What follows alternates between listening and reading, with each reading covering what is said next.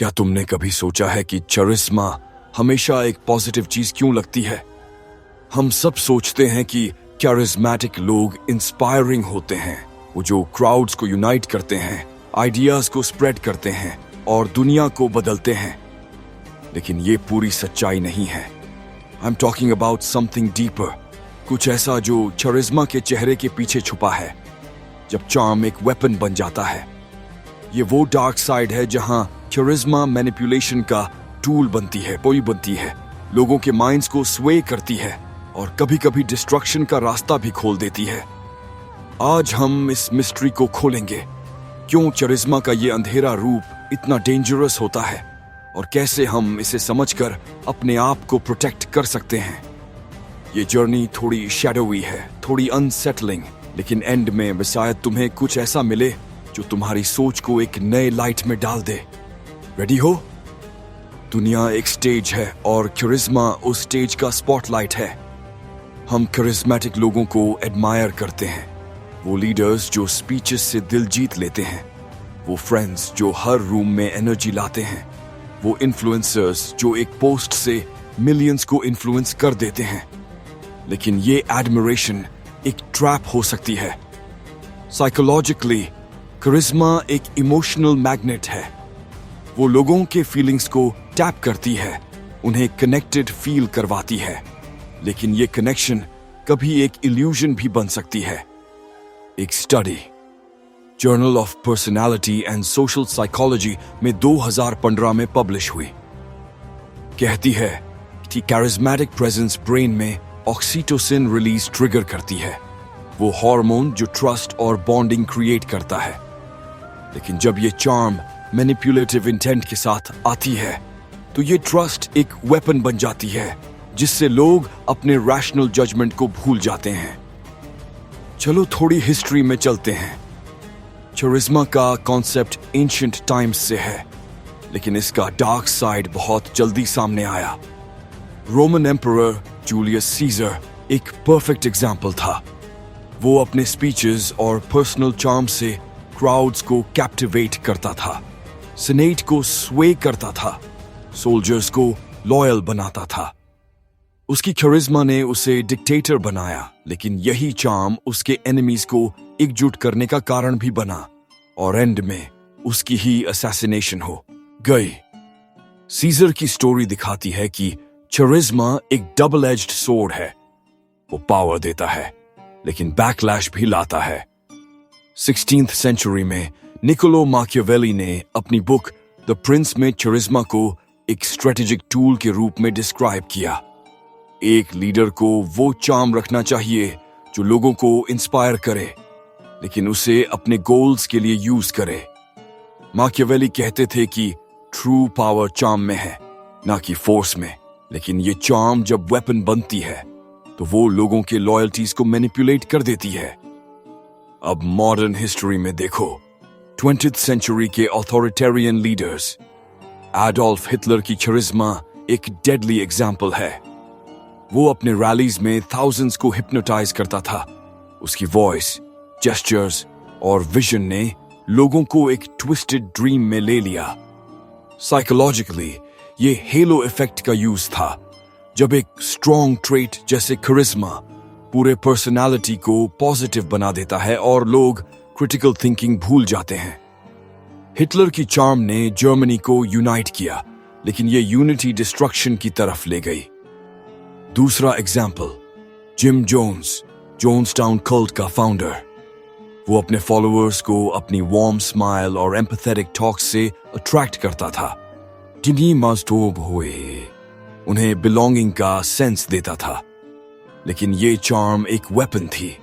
उसने लोगों को आइसोलेशन में डाल दिया, उनके डाउट्स को सप्रेस किया और एंड में मास ट्रेजेडी हो गई। ये दिखाता है कि चरिस्मा का डार्क साइड तब उभरता है जब वो वल्नरेबिलिटी को टारगेट करती है, कल इंसाइट्स में और गहराई। चरिस्मा का कोर है इमोशनल रेजोनेंस, वो एबिलिटी जहां एक पर्सन दूसरे के फीलिंग्स को मिरर करता है, उन्हें वैलिडेटेड फील करवाता है।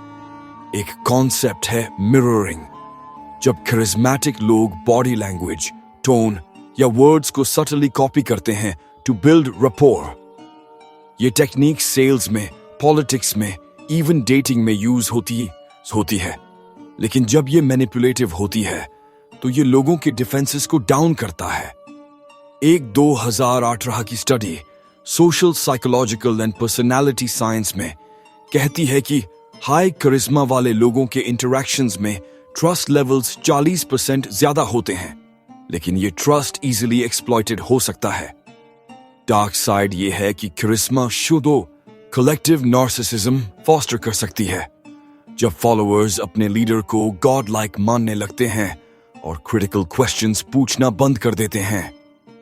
रियल वर्ल्ड एग्जाम्पल्स में कॉर्पोरेट वर्ल्ड एक गोल्ड माइन है। स्टीव जॉब्स की करिश्मा लेजेंडरी थी। वो मीटिंग्स में अपनी इंटेंस गेज और पैशनेट स्टोरीज से टीम को मोटिवेट करता था। उसकी चार्म ने एप्पल को रेवोल्यूशन किया, लेकिन यही चार्म उसके एम्प्लॉइज पे हार्श डिमांड्स डालने का टूल भी थी। वो लोगों को इंस्पायर करता था, लेकिन उनके बर्नआउट को इग्नोर भी करता था। इलॉन मस्क एक और एग्जाम्पल है। उसकी बोल्ड ट्वीट्स और विजनरी टॉक्स ने टेस्ला और स्पेसएक्स को स्काई हाई पहुंचाया, लेकिन ये चार्म कभी कंट्रोवर्सीज में बदलती है, जहां वो क्रिटिक्स को डिसमिस करता है बिना एम्पैथी के।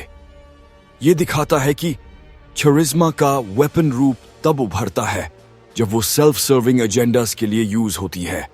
अब थोड़ी फिलॉसफी में घुस जाते हैं। Max weber 20th century sociologist ने करिश्मा को एक टाइप ऑफ अथॉरिटी के रूप में डिफाइन किया। वो पावर जो एक पर्सन की एक्स्ट्राऑर्डिनरी क्वालिटीज से आती है। लेकिन वेबर ने वार्न किया था कि ये अथॉरिटी अनस्टेबल होती है, और जब करिश्मा फेड होती है तो वो केओस लाती है। नीचे ने करिश्मा को विल टू पावर का मैनिफेस्टेशन माना, एक फोर्स जो मैसेस को स्वे करती है। लेकिन वो भी कहते थे कि ट्रू करिश्मा सेल्फ मास्टरी से आती है, ना कि मैनिपुलेशन से। ये फिलोसॉफिकल व्यू हमें सिखाता है कि करिश्मा का डार्क साइड तब आता है जब वो ऑथेंटिक नहीं होती, बल्कि एक मास्क बन जाती है। एक और लेयर, करिश्मा का एडिक्टिव नेचर।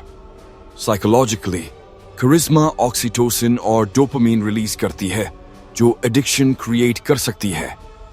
फॉलोअर्स लीडर के अराउंड रहने के लिए कुछ भी करने को तैयार हो जाते हैं। एक example, cult dynamics. David Koresh, Branch Davidians का लीडर, अपनी म्यूजिकल टैलेंट और स्पिरिचुअल टॉक्स से फॉलोअर्स को बाइंड करता था। उसकी चार्म ने उन्हें वेको सीज तक ले गया, जहां ट्रेजेडी हुई। ये दिखाता है कि करिश्मा का वेपन रूप तब लीथल बनता है जब वो आइसोलेशन और डिपेंडेंसी क्रिएट करता है। लेकिन करिश्मा हमेशा डार्क नहीं होती। पॉजिटिव एग्जाम्पल्स भी हैं। मार्टिन लूथर किंग जूनियर की करिश्मा सिविल राइट्स मूवमेंट को फ्यूल दी। उसकी I have a dream speech ने मिलियंस को यूनाइट किया, बिना मैनिपुलेशन के। उसकी चार्म ऑथेंटिक थी, एम्पैथी से भरी हुई।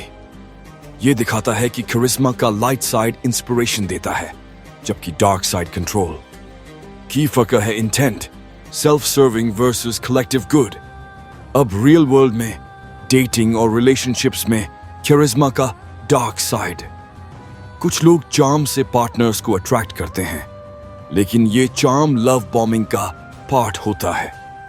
इनिशियल इंटेंस अटेंशन जो बाद में कंट्रोल में बदल जाता है। एक स्टडी के मुताबिक 13% अब्यूसिव रिलेशनशिप्स में करिश्मा एक अर्ली साइन होती है। ये वार्निंग है कि चार्म को सिर्फ सरफेस पे मत देखो, उसके पीछे मोटिव्स को समझो। कॉर्पोरेट में charismatic CEOs जैसे जैक वेल्च, GE के एक्स बॉस, ने कंपनी को ट्रांसफॉर्म किया, लेकिन उनकी चार्म ने टॉक्सिक कल्चर भी क्रिएट किया। कांस्टेंट कंपटीशन और फियर। यह दिखाता है कि करिश्मा प्रोडक्टिविटी बढ़ा सकती है, लेकिन एम्प्लॉई बर्नआउट भी। फिलॉसफी में एरिस्टोटल ने करिश्मा को रेटोरिक का पार्ट माना, परसुएजन का टूल, लेकिन वो वार्न करता था कि ये टूल एथिकली यूज हो। मॉडर्न थिंकर्स जैसे डैनियल गोलमैन इमोशनल इंटेलिजेंस की बात करते हैं। करिश्मा विदाउट एम्पैथी डेंजरस है।